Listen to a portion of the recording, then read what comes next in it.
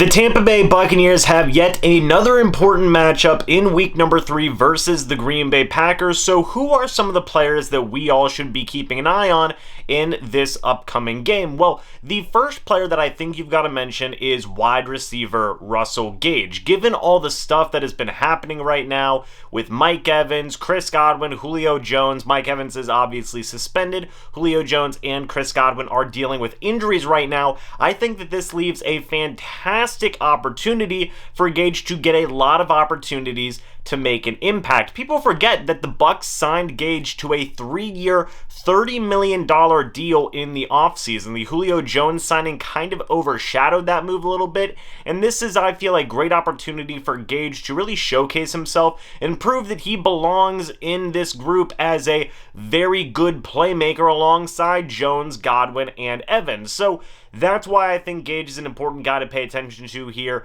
in this upcoming game. He's going to be the number 1 wide receiver. He's done a little bit so far through 2 weeks, but this is where I really feel we could see a breakout game from the young Buccaneers wide receiver. Also looking for some players to step up, you've got to talk about Raheem Nunez-Roches and Logan Hall. Akeem Hicks was dealt a month-long injury last week in the Bucs' Week 2 win versus the New Orleans Saints. In his absence now, due to that injury, you should expect Raheem Nunez-Roches and Logan Hall to step up and get a lot more playing time. And we've already talked about both these guys at length here on the channel. In the case of Nacho, he is a very solid, very capable backup defensive lineman who's got a lot of good versatility, can play inside, can play outside along the defensive line. He should be good for the Bucs moving forward. Then in the case of Logan Hall, the recent second-round draft pick for the Buccaneers in this most recent NFL draft, how is he going to do with an increase in his snaps? A lot of people had actually expected him to be the starter on this team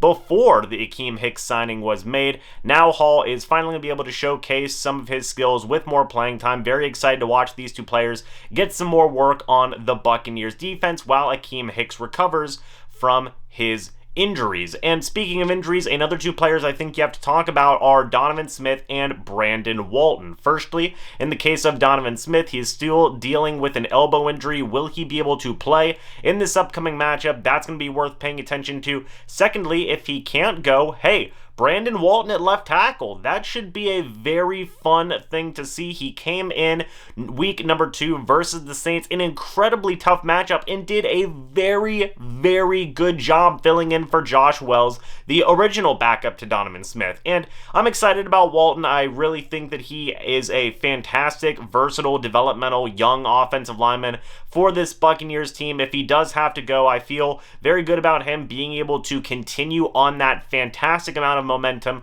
that he built for himself in week number 2. I want to go ahead and switch gears real quick, talk about the secondary, specifically Sean Murphy-Bunting. What is going on with this guy right now? He is the 3rd cornerback on the Buccaneers depth chart, but we've barely seen him in games. In fact, we've only seen him on special teams. Sean Murphy-Bunting has yet to play a defensive snap for the Buccaneers this year. The Bucs have been using 3 safeties a ton in this defense. Logan Ryan, Mike Edwards, and Antoine Winfield Jr. That hasn't really left a spot for Sean Murphy-Bunting to carve out a role for himself on defense. So this has been a very intriguing, very interesting situation to watch, in my opinion, grow and develop. I thought the case was going to be, hey, Sean Murphy-Bunting isn't the number 2 cornerback behind next to Carlton Davis. He lost that job to Jamel Dean, but we should still be able to see something out of him on defense.